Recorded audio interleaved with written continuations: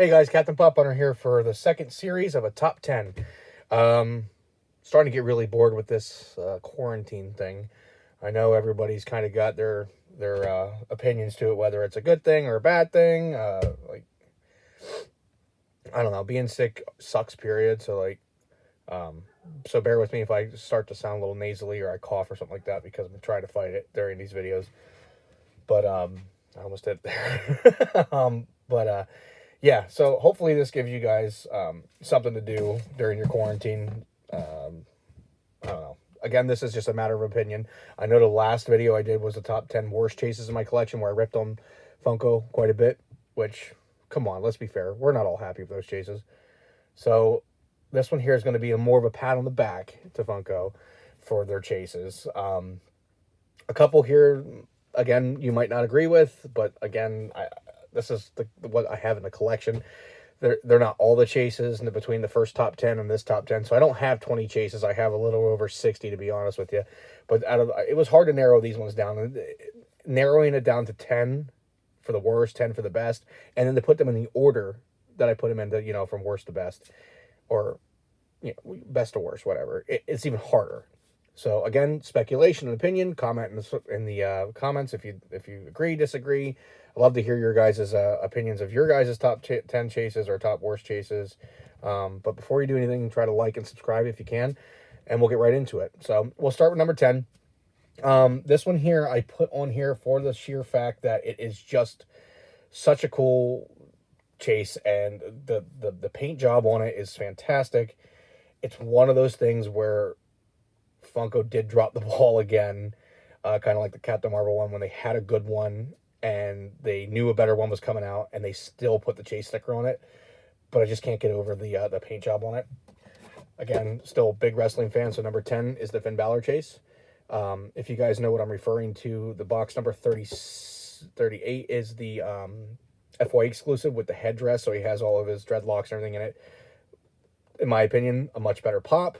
But this was the first WWE chase, and this was one that was done really well with the paint job. So if you are wrestling fans, you understand the Finn Balor Demon pop. So that's why it's number 10. It's not quite as good as the FY exclusive, but it's still a pretty good chase.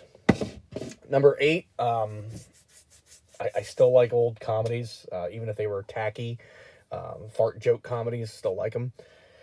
So this one here, it wasn't a big difference of a chase, but just the scene that it came from makes me really enjoy it. So yeah, I'm talking about the Wild Thing, Ricky Vaughn. All the differences between this pop and the other one is the glasses, but I mean, come on, look at the glasses. A skull and crossbones. Try not to look like a dork so much to say in a movie. Not to mention the movie's hilarious, and the scene where he actually whips these guys out at the end there, the glasses, I mean, just a cool pop. So I was really glad that they made this a chase. Still not the greatest chase. It's not a big head sculpt or a body sculpt or anything like that. They just added the glasses there to it, which is still fun. But number 9. Number 8. Sorry if you got a glimpse there. We all have our books that we read, our TV shows, our movies we watched as kids. So it was cool that they paid homage to the Grinch with his original color of blue instead of the green in the book. So again, same pop, but the meaning behind it with it being blue from the original book Dr. Seuss was kind of cool. So and I know they did this with other chases too, like they did it with the Tommy Pickles. They did it with what was the other one? They did it with the Reptar, where they in the Ren and Stimpy actually, where the pilot episodes were a different color. So I mean, the reason I picked this one over top of those other ones, I guess you would say they were tied in with it, was because this is much older and this was a rendition of a book and not a TV show that they just changed right after the pilot. So number 8. Number 7, very rarely will Funko do something that is morbid or taboo, so to say. So to see them actually do this, and especially when the character is in the middle of an F-bomb, it was kind of cool that I actually did this one as a chase. If you guys seen the episode of the show, you'll know that it was you blink and you miss it kind of thing. But I'm going to go with the Teddy Rick. Not very often will they show blood.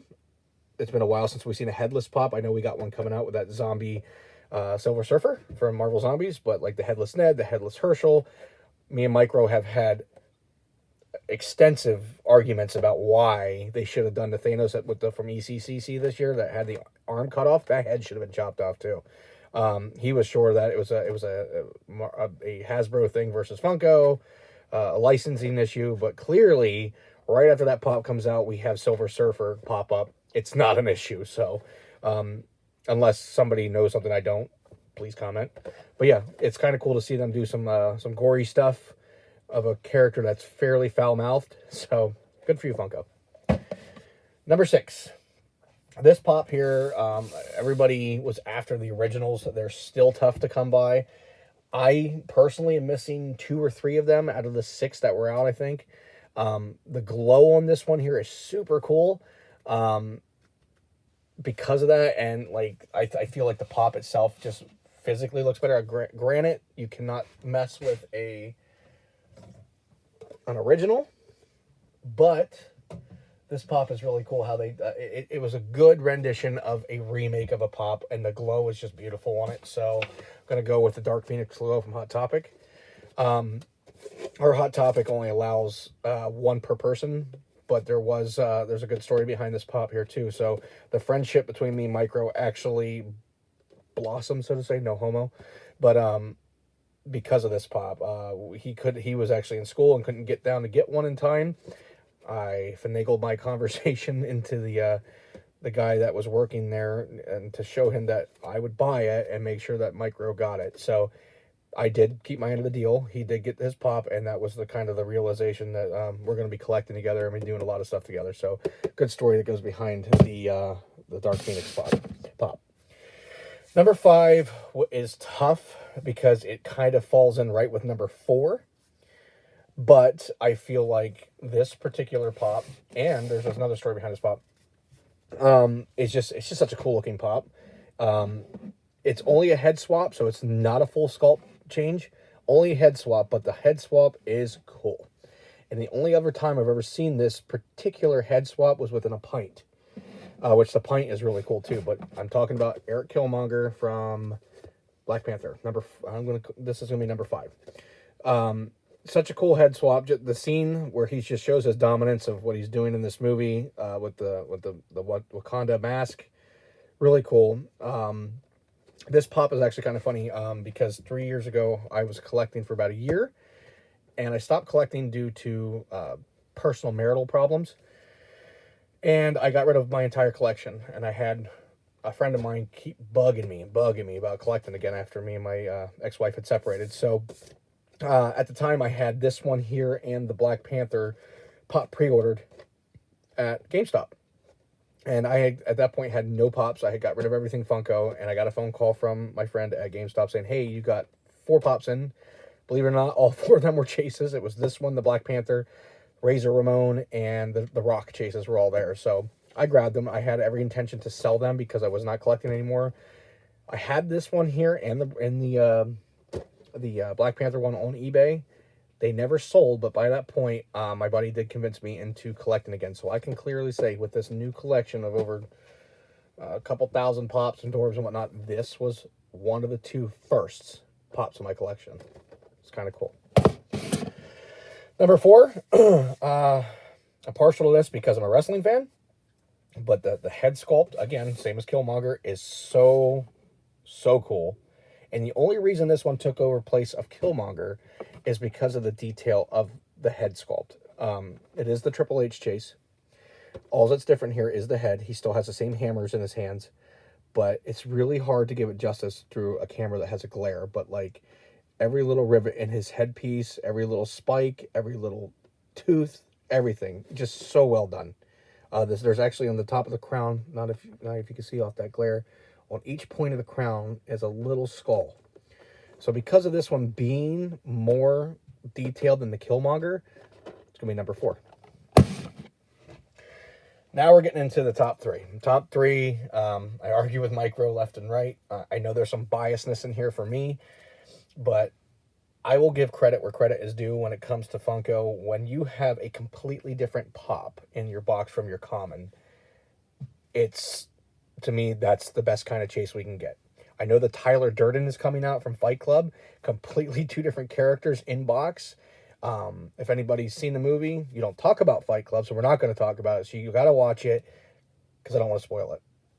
But that's probably gonna be the best chase that's out so far, just because of the pops being so different. But number 3 is going to be the Riddler chase. This pop is totally different. You can see the pop in the box here. You can see the pop, what it looks like for the comment on the side of the box here.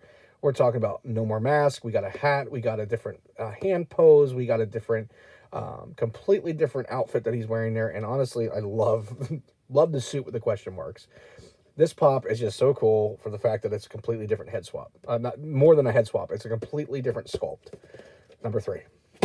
Number 2, kind of the same situation. I know it's not a complete, it's definitely not a complete sculpt difference, but it has something different with me. Like you can see in the background here, I spine my pops because of room space. Like I would love to turn them face out for everybody to see what's inside the box, but I just can't. I don't have the space for it.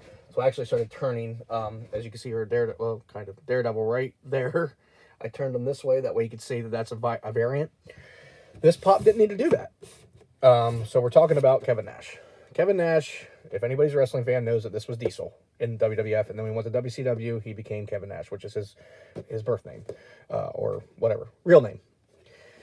What's cool about this pop is almost a completely different body, except for, the body's the same, just different clothing, pants are the same, boots are the same, head's different, chase sticker, but same number box. However, on the side of the box, it matches the actual chase. So it's not like it has the Diesel on the side here or on the side here. This one here doesn't need to be faced. You can clearly see how this spine like this, that is a different pop. So not only is it different all around as far as the pop goes, as far as the box goes, but even the name is different. It doesn't say Diesel. Like Razor Ramon says Razor Ramon. It doesn't say Scott Hall.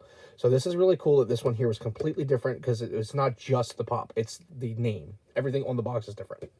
Number 2. Number 1 is where my biasness comes in. Now, I have reasoning behind this. Number 1, Marvel guy, I have certain favorite characters just like anybody else does. Number 1 has always been Captain America and always will be. Number 2 is the Punisher. Now, with that said, I know you guys already know what the first pop is, but this is a completely different sculpt. We're talking about a different mask. I'm sorry, not mask, but different gun. He's got Daredevil's mask in his hand, different jacket, everything. The bruising on the eyes even different than the actual common is. So my number 1 is going to the Punisher chase. This was really hard to come up with this thought. I was really pushing for Kevin Nash to be number 1, but my biasness kicked in because of me being such a Punisher fan, and we don't get that many Punisher pops. And me and Micro were just talking about this earlier, that there's certain characters that get like Spider-Man or whatever that get so many more of their supporting characters. The Punisher is not one of them. If there's anybody that gets to pick one, characters that don't get supporting character pops, it's the Hulk and the Punisher. We haven't gotten an Abomination pop, which is complete blasphemy. We need a Micro pop. We need a Jigsaw pop. We need stuff to go with this guy. Not just the Daredevil series, but we need stuff that goes with his comics. We got to give him some roots. The same with the Hulk. The Hulk needs the same kind of love. Like, we got the Red Hulk, we got stuff like that, but where's our Betty Ross? Where's our where's our Abomination? Where's our leader? There's so many things they could be doing, but instead we're getting these. This is where we're going to start going to a bash fest with Funko. We're getting these recycled pops that are constantly either chromed out, or they're just, a different color, or they're just posed just a little bit differently. How about some just new pops, guys? Give us some stuff to fill in our collection that actually makes sense.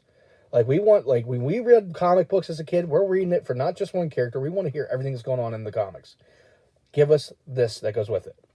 Legends are the same way. Legends, there's so many legends out there, and a lot of them are just repeats. Let's give us some supporting characters, guys. Even if they're like, there's characters in some of these pop lines that we don't care about, but yet you still give them to us. Give us the ones that we care about. And I understand I'm biased because I'm complaining about the Punisher pop here, but I know there's a lot of people out there that's right there with me. Like, give us some different stuff. Like, as you can see back here, we got 3 Storms. Okay, back then, we could have had so many other X-Men, but we never got them. Now we're getting flooded with them. And, like, what I mean flooded with them, we never got a Gambit pop back then, but now we're getting 3 in one hit. So, like, I don't collect for the monetary value of money, But a lot of these people that do, like, they're a lot of these pops are going to tank in price because you're just pumping out 3 of the same one when you could have done one way back here.